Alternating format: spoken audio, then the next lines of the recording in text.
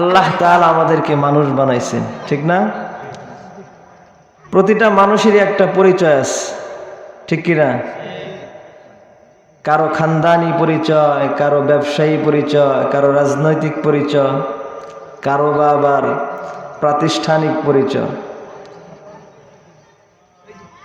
তো মানুষ যত নিকটে থাকে, কাছে থাকে, তত ছোট জিনিস দ্বারা সে পরিচিতি লাভ করে। আর মানুষ যত দূরে যায়, তো ওই মানুষটার পরিচয় লাভ করতে গেলে তত বড় পরিচিতি লাগে, ঠিক কিনা? এই জন্য দেখবেন আমাদের এই মহল্লার ছেলে যদি ওই মহল্লায় যায়, তো কেউ না চিনলে তাকে জিজ্ঞেস করে যে বাবা বা ছেলে পোয়া, তোমাকে তো চিনলাম না।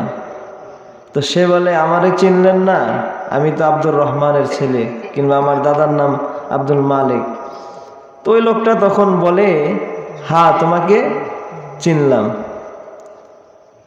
তুমি অমুকের ছেলে, তোমাকে চিনলাম। তদ্রূপ ভাবে এই লোকটা যখন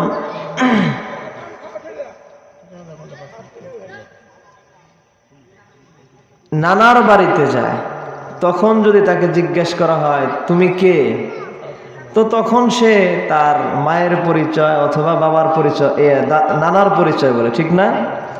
তখন ওখানে বাবা এবং দাদার পরিচয় বলে না। এটার কারণ হলো ওইখানে তার বাবা এবং দাদার পরিচয় এত ব্যাপক না।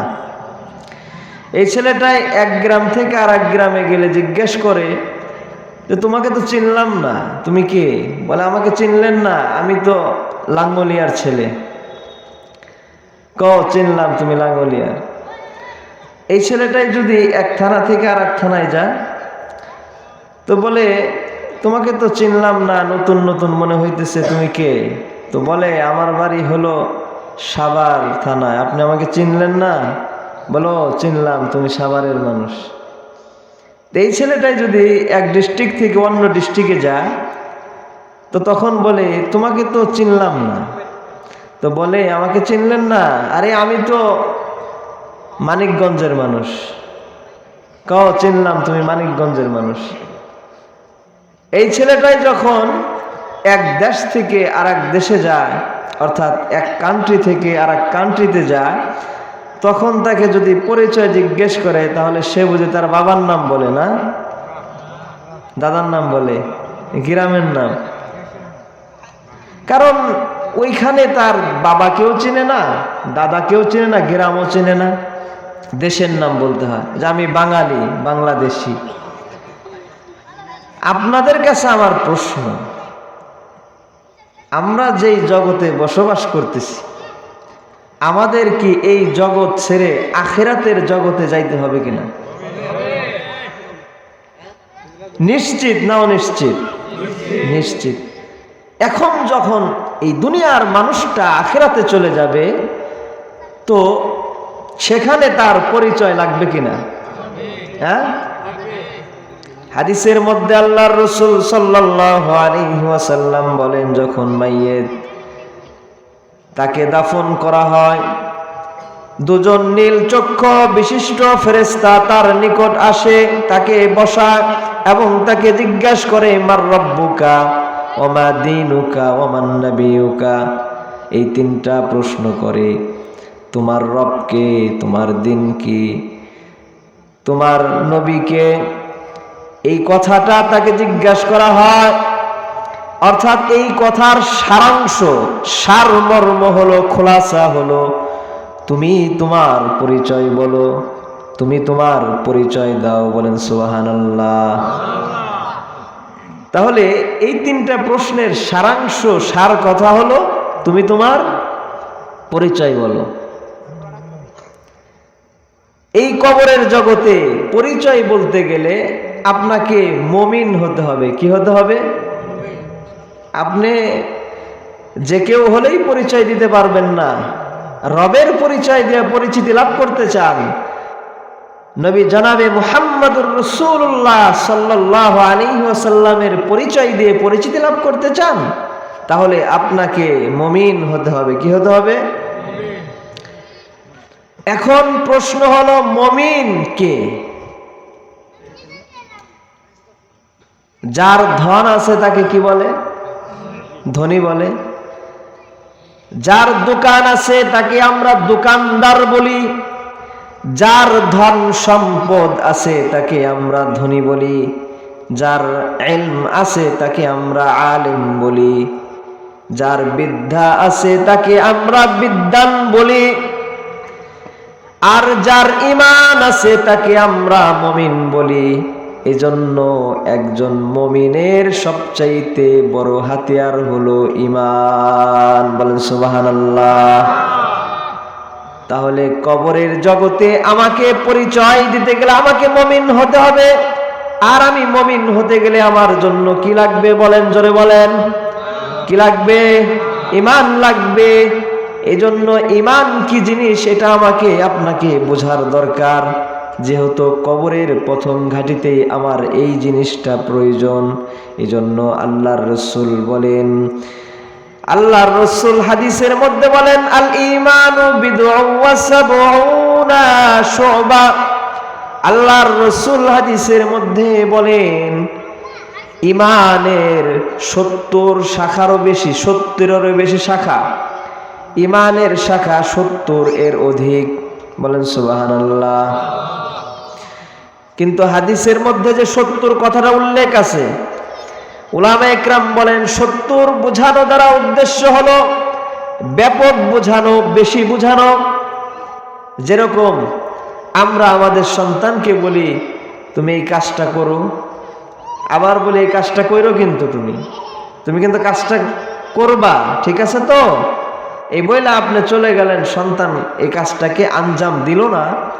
তো আপনি বাড়ি এসে যখন দেখলেন যে কাজটা হয় নাই, তখন কিন্তু আপনি বলেন ছেলেকে, এই কি ব্যাপার, 70 বার বললাম, 100 বার বললাম কথাটা, তুমি কাজটা করলা না। বলি কিনা আমরা? কি বলেন, বলি কিনা আমরা? আসলে কি 100 বার বলছিলাম? 70 বার বলছিলাম? এটা তার উদ্দেশ্য হলো ব্যাপক বোঝানো। তোমাকে অনেকবার বলেছি, কেন তুমি কাজটা করলা না? তো ঈমানের যে হাদিসের মধ্যে আছে 70 মানে 60-এরও বেশি, 70-এরও বেশি, এর দ্বারা উদ্দেশ্য হলো অধিক বোঝানো। কি বোঝানো? আরবের মধ্যে এটা প্রচলন। তাহলে ঈমানের অধিক শাখা, এই ঈমানের অধিক শাখা, এজন্য ঈমানের অধিক শাখা হওয়ার কারণে পরিপূর্ণ শাখা যার মধ্যে আছে তাকে বলা হবে পরিপূর্ণ মুমিন। কি বলা হবে? পরিপূর্ণ মুমিন বলা হবে। আর যার মধ্যে ঈমানের শাখার কোনো একটাও নাই তাকে মুমিন বলার সুযোগ নাই।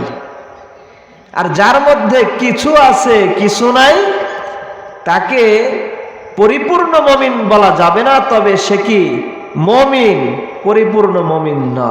ঠিক না? এই যে 3টা স্তর আপনাদের সামনে বর্ণনা করলাম, এখন বলেন তো দেখি আমরা কোন স্তরের হতে পারি? মনে হয় মাঝের স্তর, কারণ পরিপূর্ণ তো নাই শাখাগুলো, কিছু তো আছে, এই জন্য কিছু আছে কিছু নাই। একই এও মুমিন, তবে পরিপূর্ণ মুমিন না। আলোচনা সামনে বাড়লে বোঝা যাবে যে আমরা কোন স্তরে আছি আরো ভালো করে। এই জন্য আল্লাহ রাসূল সাল্লাল্লাহু আলাইহি ওয়াসাল্লাম আমাদেরকে ঈমান কি জিনিস এটা বুঝতে বললেন ভালো করে। এজন্য বললেন ঈমানের 70-এরও বেশি শাখা। আল্লাহ রাসূল হাদিসের মধ্যে বলেন, ফাআফদালুহা কাউলু লা ইলাহা ইল্লাল্লাহ। আল্লাহর রাসূল বলেন ঈমানের 70 শাখার মধ্যে সবচাইতে শ্রেষ্ঠ, আহাম, গুরুত্বপূর্ণ, আলা, সবচাইতে বড় হলো লা ইলাহা ইল্লাল্লাহ। লা ইলাহা ইল্লাল্লাহ। লা ইলাহা ইল্লাল্লাহ।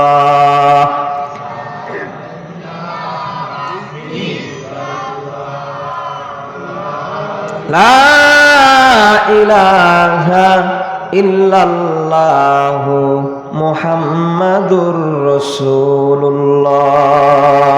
বলেন সাল্লাল্লাহু আলাইহি ওয়াসাল্লাম।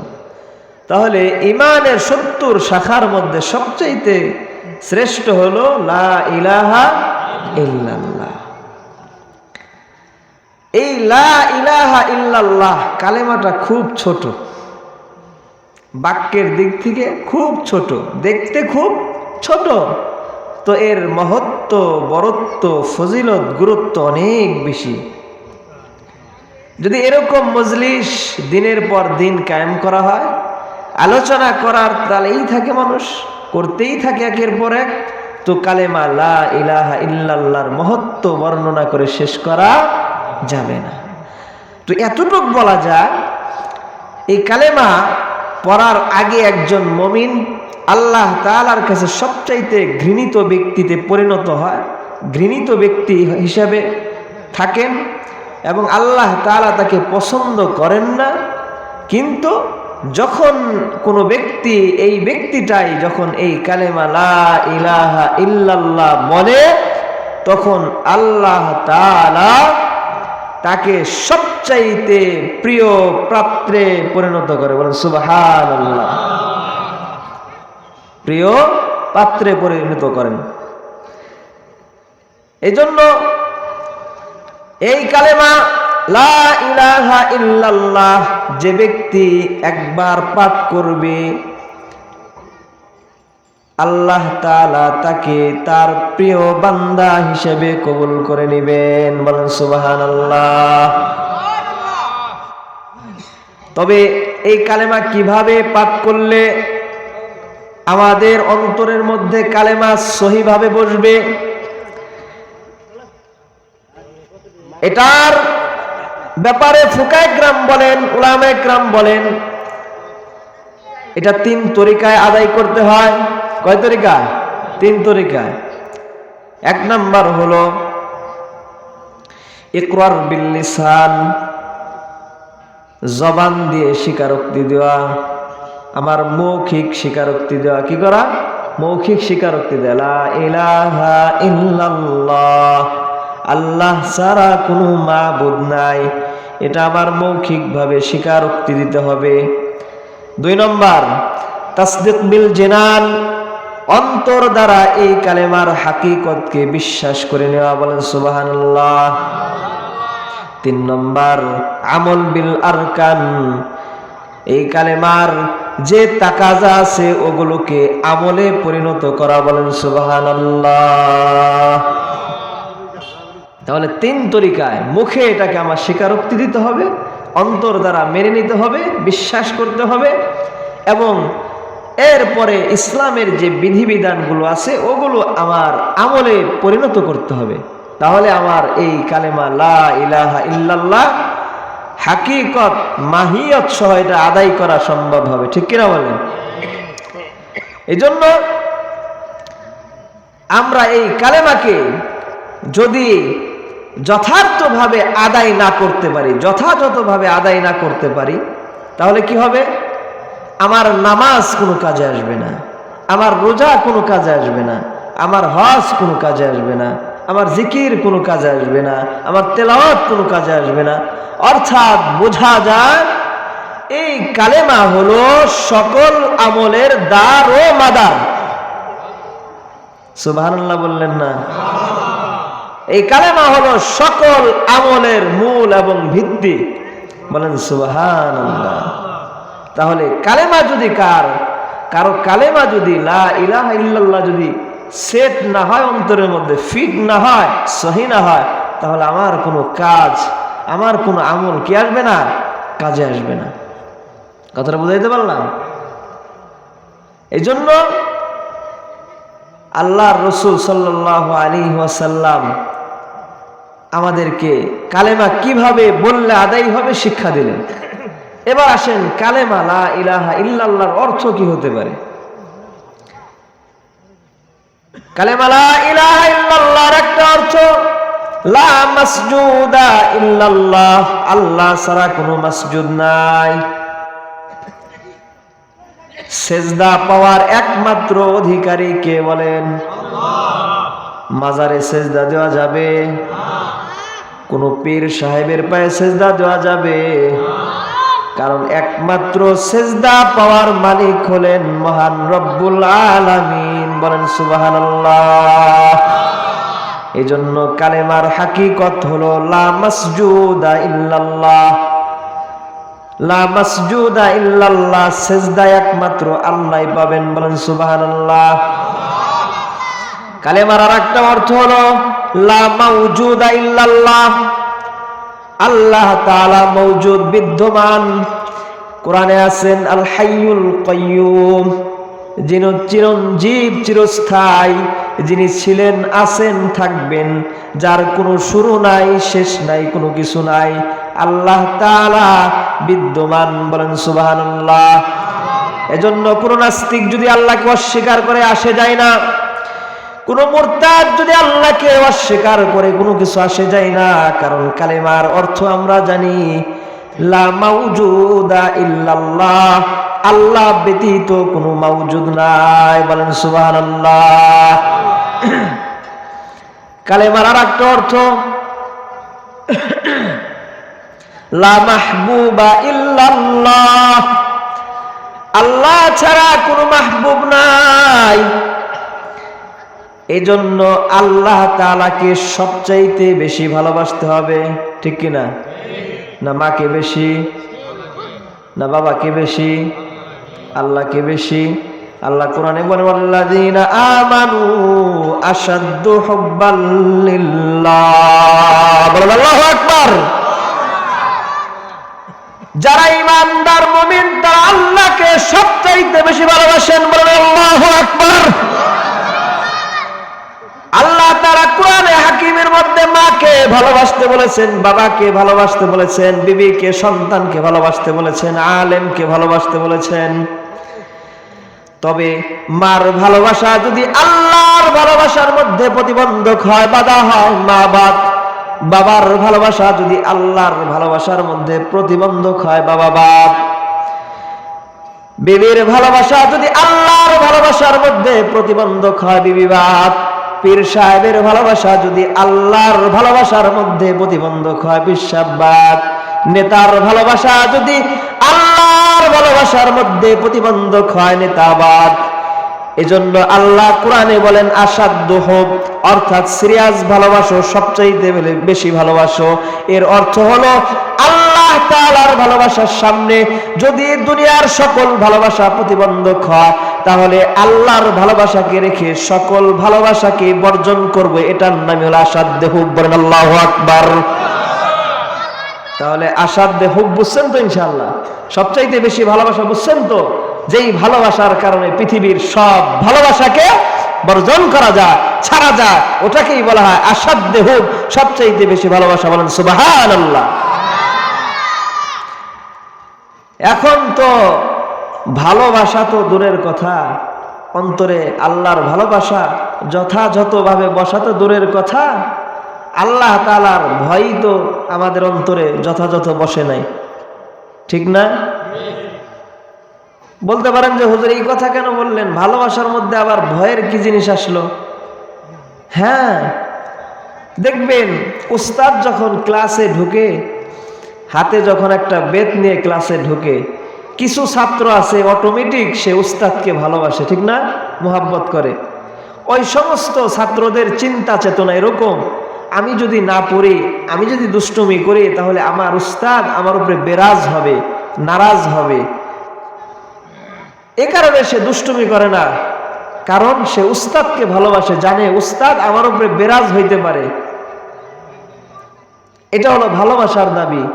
আর কিছু ছাত্র আছে যে উস্তাদকে ভালোবাসে না, তবে উস্তাদ যখন শাসনের লাঠি নিয়ে শাসন করে তখন সে ভয় পায়। কিবা ভয় পায়। একটা ভয় হলো ভালোবাসার কারণে, একটা ভয় কি ভালোবাসা, আর একটা ভয় বেতের বাড়ির কারণে। যেই ছাত্রর বেতের বাড়ির ভয় নাই, ও উস্তাদের ভালোবাসা তার অন্তরে কিভাবে থাকে? ঠিক কিনা? কথাটা ঠিক কিনা? যে ছাত্র বেত দেখেই ভয় পায় না, ও আবার উস্তাদকে মোহাব্বত করব, মোহাব্বতের ভয় ওর মধ্যে ঢুকবে, এটা হতে পারে? তো যেই বান্দার অন্তরে আল্লাহর মোহাব্বতই আল্লাহর আযাবের ভয় ঢুকে না, ওই বান্দার মধ্যে যথাযথভাবে আল্লাহর মোহাব্বত কেমনে ঢুকবে? কথাটা বুঝাইতে পারলাম? বুঝে আসছে? এই জন্য ভয় তো নাই যথাযথ। আপনাদেরকে এটা যদি আমি ওপেন করি সহজ হবে। দেখেন আমাদের দেশে কারেন্টের তার আছে, খোলা তার, ঠিক না? এই তারগুলোর মধ্যে কারেন্ট আছে, বিদ্যুৎ আছে, তাই না? এটা ধরলে কি হবে? মানুষ মারা যাবে, না হয় পুড়ে যাবে, ক্ষত বিক্ষত হবে, হবে তো একটা। এ কারণে কেউ ধরে না, সন্তানেও ধরে না, বাপেও ধরে না, মায়েও ধরে না, জনগণে ধরে না, এমপি সাহেব ধরে না, মন্ত্রীও ধরে না, দেশের জনগণ প্রশাসন কেউ ধরে না, ঠিক না? ধরে না। একটা বিদ্যুতের তারের মধ্যে আমার এই পরিমাণ ঈমান ও ইয়াকিন জমছে, যেই কারণে আমি ওইটার মধ্যে হাত দেই না। আমি জানি ওটার মধ্যে আমি স্পর্শ করলে আমায় পুড়ে যাব অথবা মরে যাব, ক্ষত বিক্ষত হব। অথচ আল্লাহ তাআলা বলেন, তুমি দুনিয়ার মধ্যে সুদের তারে হাত দিও না, তুমি দুনিয়ায় ঘুষের তারে হাত দিও না, তুমি দুনিয়ায় জেনা ব্যভিচার পরকীয়ার তারে হাত দিও না, তুমি দুনিয়ায় গুম খুন জুলুমের তারে হাত দিও না। তাহলে তুমি ঈমান হারা হইয়া জাহান্নামের আগুনে শেষ হয়ে যাবা। বলেন নাউজুবিল্লাহ।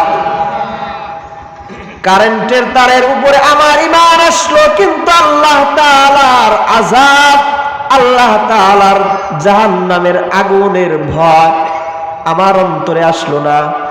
কারণ আমি তো হর হামেশাই ঘুষের তারের মধ্যে আমার হাত লাগায় রাখছি, ঠিক না? সকাল সন্ধ্যা তসবিহ জপে, অথচ দেখা যায় সুদের সাথে। আছে না এরকম? হজ করে, হাজির নাম দেয় সুদি হাজি, কারণ সুদ খায়।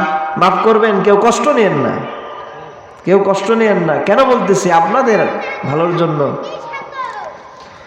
এজন্য আল্লাহ তাআলার ভয় আমার আপনার অন্তরে যথাযথভাবে আনতে হবে। আল্লাহ তাআলা যেগুলো নিষেধ করেছেন ওগুলো বর্জন করতে হবে, যেগুলো আদেশ করেছেন ওগুলো মানতে হবে। তাহলে আল্লাহ তাআলার ভয় যখন যথাযথ আসবে, তখন আমি একজন মুমিন হতে পারবো। ইয়া আইয়ুহাল্লাযীনা আমানুত্তাকুল্লাহ, হে ঈমানদারগণ আল্লাহকে ভয় করো। আর যেই মুমিন আল্লাহকে ভয় করে, ওই মুমিনই আল্লাহকে আসাধ্যে হুব করে। বলেন সুবহানাল্লাহ।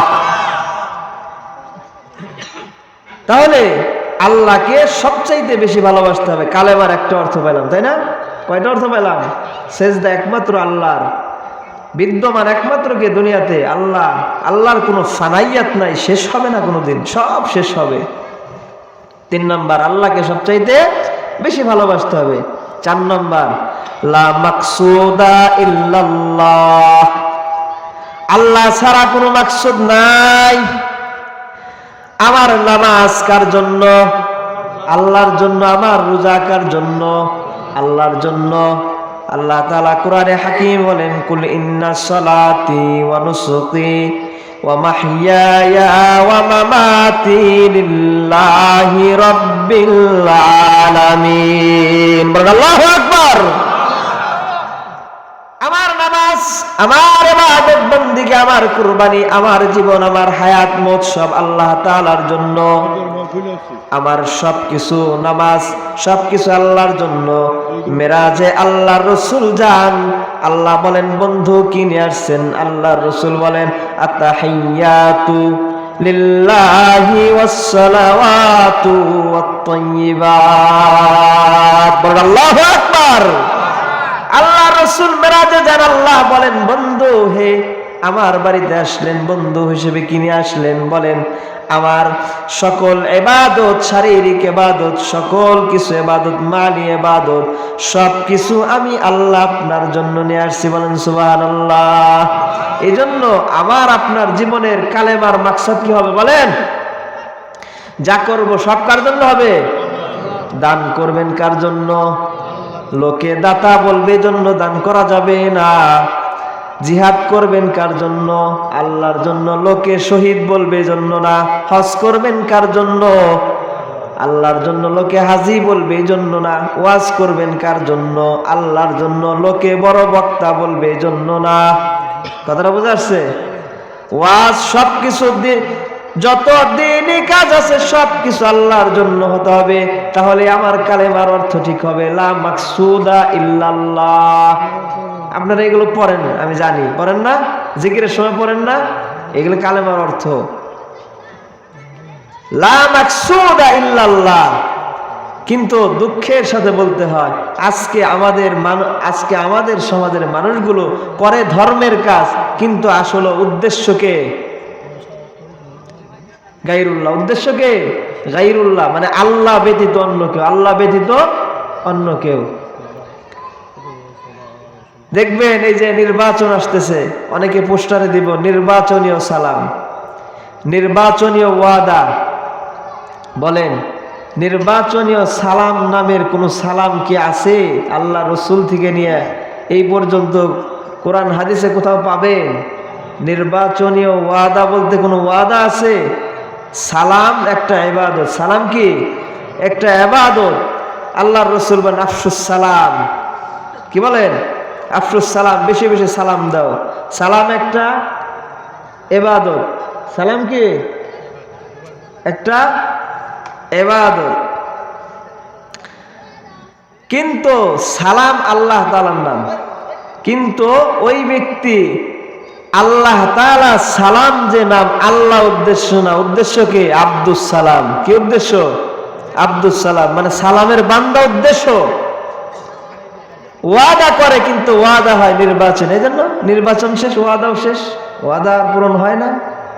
বোঝা গেল এই ওয়াদা আল্লাহর জন্য হয় নাই। তো আল্লাহর জন্য যদি হইতো তো নির্বাচনী ওয়াদা করলে সে এটা পরবর্তীতে আদায় করত। করে ধর্মের কাজ, হয়ে যা গায়রুল্লাহ। উদ্দেশ্য কি হয়ে যা? অন্য কেউ। আল্লাহ উদ্দেশ্য হয় না। তাহলে এই কালেমা আমার এখনো এই অন্তরের মধ্যে ঠিক হয় নাই। কি হয় নাই? ফিট হয় নাই, সেট হয় নাই, এখনো সহি হয় নাই। কথাটা বুঝে আসছে? এই জন্য দেখা যায় মসজিদের মেম্বার থেকে যদি ইমাম সাহেব সুদের বিরুদ্ধে বলে, ঘুষের বিরুদ্ধে বলে, জুলুমের বিরুদ্ধে বলে, তাহলে দেখা যায় ওই সুদখোর, ওই ঘুষখোর, ওই জালেম এই কালেমাওয়ালা আলেমের বিরুদ্ধে লেগে যায়। ঠিক কিনা বলেন? কারণ কালেমার হাকিকত তার অন্তরে এখনো বসে নাই। যদি বসতো তাহলে কালেমা যেদিকে আছে সে ওই দিকেই যাইতো। যদিও কালেমার কথাটা তার বিপক্ষে গেছে, কালেমার কথাটা তার বিপক্ষে গেছে, তাহলে সে বলনেওয়ালার পক্ষে থাকতো, বিপক্ষে যেত না। ঠিক কিনা বলেন? এজন্য কালেমা ঠিক করতে হবে ভাই, কালেমা ঠিক করতেই হবে। কারণ উদ্দেশ্য বলে আসছি না, কবরে আপনাকে জবাব দিতে হবে, উত্তর দিতে হলে ঈমান লাগবে। লাগবে কিনা? ঈমান ঠিক করতে হলে কালেমা ঠিক করতে হবে, লা ইলাহা ইল্লাল্লাহ ঠিক করতে হবে আপনাকে আমাকে। আমি আপনাদেরকে এই আলোচনার একটা ঘটনা দিয়ে আপনাদেরকে বুঝাই। আলোচনাটা একটা ঘটনা দিয়ে বুঝাইলে আপনাদের জন্য সহজ হবে। আল্লাহ রাসূল সাল্লাল্লাহু আলাইহি ওয়াসাল্লাম খাইবারের যুদ্ধে, গজওয়ায়ে খাইবারের যুদ্ধে আল্লাহ রাসূল খাইবার যখন যান, যাওয়ার পরে আল্লাহ রাসূল এই খাইবারের শহরটাকে ঘিরে ফেলেন। ওই শহরের একজন রাখাল ওই শহরের কিছু ধনাঢ্য ব্যক্তির মেষপাল নিয়ে চড়াইতে চড়াইতে সকালবেলা বের হয়েছে। বের হয়ে চড়াইতে চড়াইতে বিকাল নাগাদ শহর থেকে বহু দূরে প্রত্যন্ত অঞ্চলে চলে গেছেন। এর মধ্যে যখন সে ফিরে আসছেন, এসে দেখেন যে শহরকে চারদিক থেকে ঘেরাও করে রাখছে মানুষ। অনেক মানুষ দেখার কারণে তার মনে একটা কৌতূহল জাগলো। আর আমরা স্বাভাবিক সকলেই কৌতূহল, আমাদের মনের মধ্যে কৌতূহল মানা মানুষ, আমরা মনের মধ্যে কৌতূহল বেশি। কিছু মানুষ দেখলে আগায়া যায়, কি হয়েছে জানি। তো রাখালের ওই স্বভাব, সে আগায়া যায়, বলে আপনারা কারা? তখন বলতেছে আমরা মদিনা থেকে আসছি, আর আমাদের সাথে আমাদের নেতা বিশ্বনবী জনাবে মুহাম্মদুর রাসূলুল্লাহ সাল্লাল্লাহু আলাইহি ওয়াসাল্লাম আছেন। এই কথা শোনার পরে রাখালের মনে হইল এত বড় নেতা, সে তো রসুল চিনে না। বেদিন তো এখনো তো মুসলমান হয় না, রসুলকে তো চিনে না, সে চিনে নেতা। এই যে এত বড় নেতা আসছে, তাহলে একটু দেখি। স্বাভাবিক আমাদের এখানে যদি প্রাইম মিনিস্টার আসেন আমরা কি করব? একটু দেখতে যাব না? তাকে কোনোদিন দেখিনি, একটু দেখে আসি, এটাই আমাদের অভ্যাস। তো সেও মনে করছে যে এত বড় নেতা আসছে, একটু দেখে আসি। এই মনে করে সে বলতেছে যে তোমাদের নেতাকে কি দেখা যাবে, তার সাথে সাক্ষাৎ করা যাবে? তো বলতেছে হ্যাঁ, অবশ্যই করা যাবে।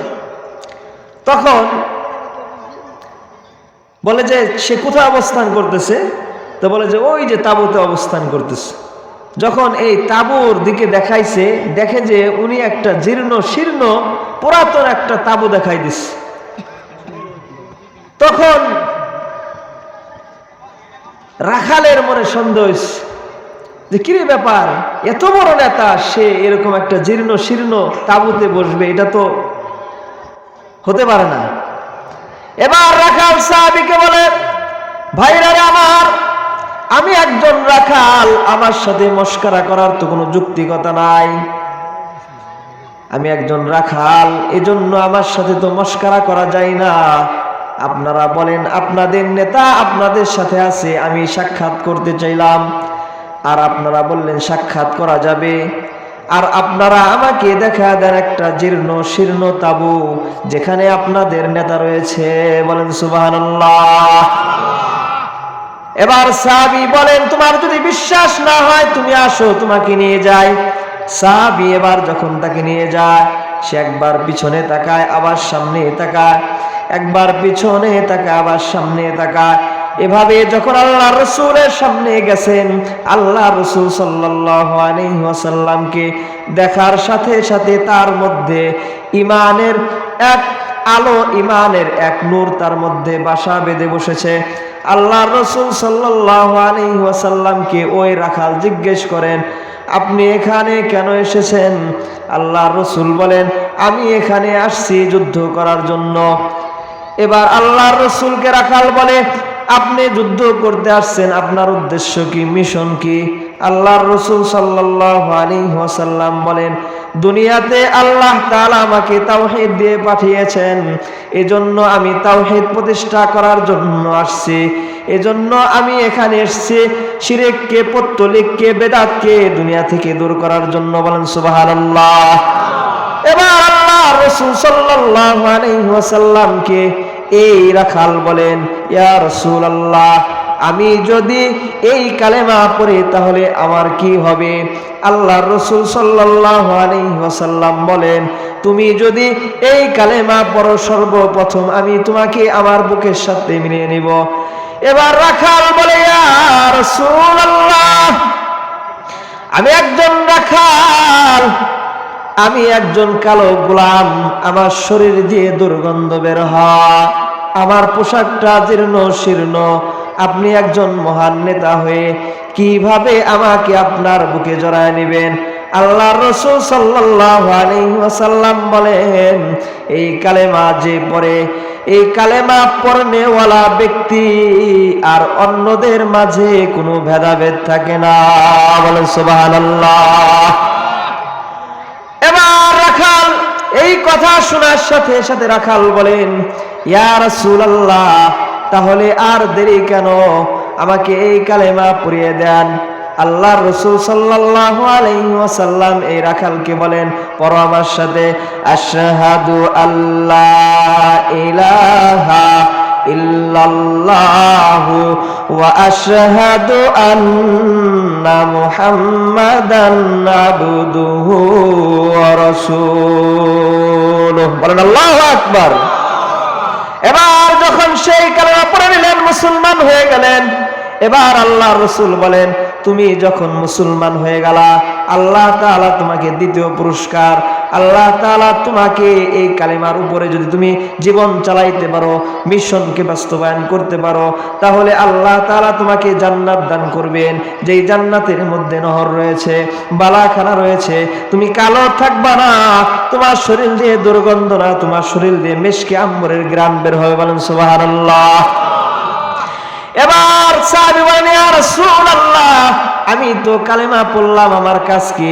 আল্লাহর রাসূল বলেন, কালেমা পড়ছো, তোমার কাজ হলো, যেহেতু নামাজের ওয়াক্ত না, নামাজ তোমার উপরে ফরজ না, রোজার মাস না, রোজা তোমার উপরে ফরজ না, যাকাত ওয়াজিব হয় নাই, যাকাত তোমার উপরে ফরজ না, এই মুহূর্তে তোমার সামনে একটা কাজ হলো, যেটা হলো জিহাদ উপস্থিত, তুমি জিহাদ করতে পারো। বলেন সুবহানাল্লাহ। কিন্তু রাখাল বলে, ইয়া রাসূলুল্লাহ, যাদের সাথে জিহাদ করব এই শহরের কিছু ধনাঢ্য ব্যক্তির মেষপাল আমি নিয়ে আসছি ওয়াদাবদ্ধ হয়ে, এজন্য আমি কি করব? ইচ্ছা করলে তো মেষগুলো রেখেও দিতে পারতেন, আল্লাহর রাসূল রেখে দিতে পারতেন, কিন্তু না, যেহেতু সে বলছেন আমি ওয়াদাবদ্ধ হয়ে এই শহরের ধনাঢ্য ব্যক্তিদের মেষ নিয়ে আসছি, এজন্য আল্লাহর রাসূল সাল্লাল্লাহু আলাইহি ওয়াসাল্লাম বলেন যে, ও আমার সাহাবী, যেহেতু মুসলমান হইছো, মুসলমানের ওয়াদা পূরণ করা এটা বড় আমল। বলেন সুবহানাল্লাহ। তাহলে নির্বাচনী ওয়াদা করলে পূরণ করা লাগে না? করে না এই জন্যই, যেহেতু এটা গলত তরিকা, নির্বাচনের কোনো ওয়াদাই নেই। কথাটা বুঝে আসছে? ওয়াদা ওয়াদা ওয়াদা ইবাদত। কথাটা বুঝে আসছে? এই ঘটনা থেকে আপনাদেরকে বুঝাইলাম ওয়াদার কত মূল্য। এবার যখন সাহাবী এই মেষগুলো শহরের মধ্যে গিয়ে ছেড়ে দিয়েছে, যার যার বাড়িতে তার তার মেষ চলে গেছে, সাহাবী ফিরে আসছে, আসার পরে যুদ্ধে অংশগ্রহণ করেছে, সারাদিন যুদ্ধ হয়েছে। যুদ্ধ শেষে আল্লাহর রাসূল সাল্লাল্লাহু আলাইহি ওয়াসাল্লামের সুন্নাত ছিল এটা, যে রণাঙ্গন ঘুরে ঘুরে দেখতেন আর বলতেন, না জানি আজকে আমার কোন কলিজার টুকরা সাহাবী শহীদ হয়ে গেছেন। বলেন আল্লাহু আকবার। না জানি কোন সাহাবী ক্ষত বিক্ষত হয়েছে, চোখ শেষ হয়ে গেছে, হাত শেষ হয়ে গেছে। আল্লাহর রাসূল এজন্য রণাঙ্গন ঘুরে ঘুরে দেখতেন। এবার যখন দেখেন এক জায়গায় অনেকগুলো মানুষ দাঁড়ায় রয়েছে, তখন দেখেন আল্লাহর রাসূল ওই দিকে আগায় গেছেন, যা বলেন, সাহাবীরা রে, তোমরা এখানে ভিড় করছো কেন? বলে, ইয়া রাসূলুল্লাহ, যুদ্ধের মধ্যে সকলকে চিনলাম, শহীদ হয়েছে, এই লোকটাকে তো চিনলাম না। আল্লাহর রাসূল যখন ওই সাহাবীকে দেখলেন, ওই রাখাল যে যুদ্ধে শহীদ হয়ে গেছে, আল্লাহর রাসূল সাল্লাল্লাহু আলাইহি ওয়াসাল্লাম এই রাখালকে দেখে মুস্কি হাসতেছেন। বলেন সুবহানাল্লাহ। আর বলতেছেন, আমি তাকে চিনে ফেলেছি, আমি দেখেছি জান্নাতে সে পাখি হয়ে উঠতেছে, জান্নাতে কোথায় সে গোসল করবে, কোথায় তার বালাখানা হবে, সব আমি দেখতেছি। এই ব্যক্তির আমল বলতে একটা আমলই ছিল, যে লা ইলাহা ইল্লাল্লাহু মুহাম্মাদুর রাসূলুল্লাহ সাল্লাল্লাহু আলাইহি ওয়াসাল্লাম।